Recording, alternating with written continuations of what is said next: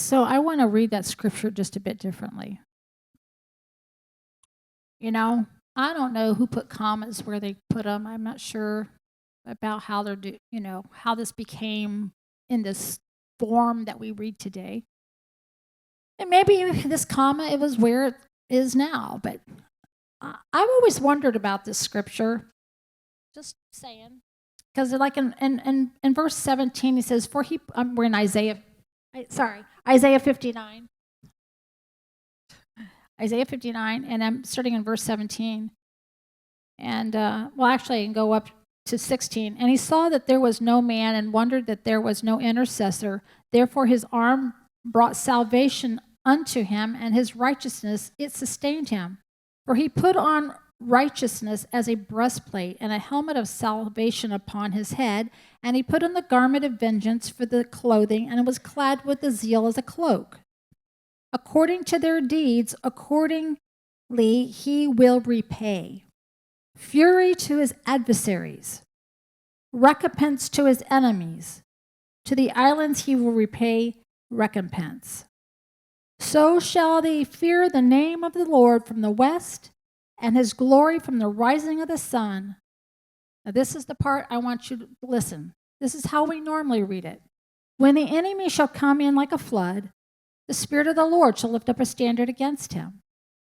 So what if we read it like this?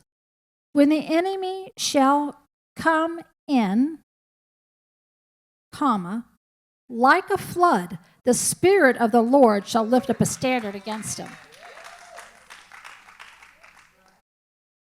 Let's put the flood in the right place. Okay?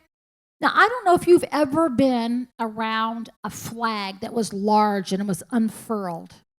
And there's just something about when you watch it come out, whether it's hung from a high building or it's waving, on military craft or wherever it is. When that huge flag unfurls, there's something that rises up inside of you. If it's your country and you love it, you feel very patriotic. You go, that's my country. If you're in the military and it rolls out, you definitely feel that way because that's who you're fighting for. Because that flag represents a people. Okay? That flag represents a people. So this banner, as you were talking about, it represents love. And so if it is read, when the enemy shall come in, like a flood, the Spirit of the Lord shall lift up a standard against him.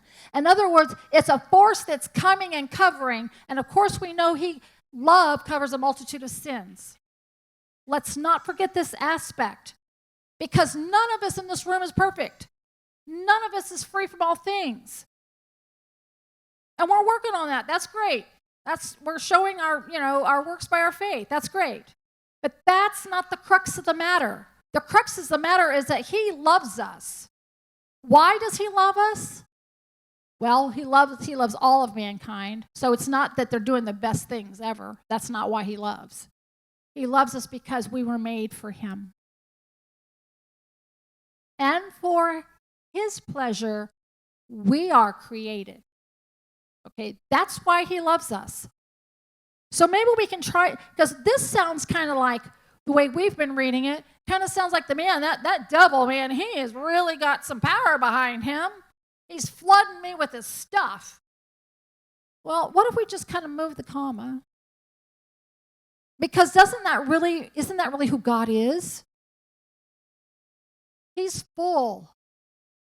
The devil's not full, but the Lord is full of mercy, grace, kindness, long-suffering, peace.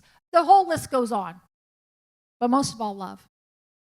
So I just thought that would be fun to read it that way, just because it's there, and I thought it would be kind of encouraging.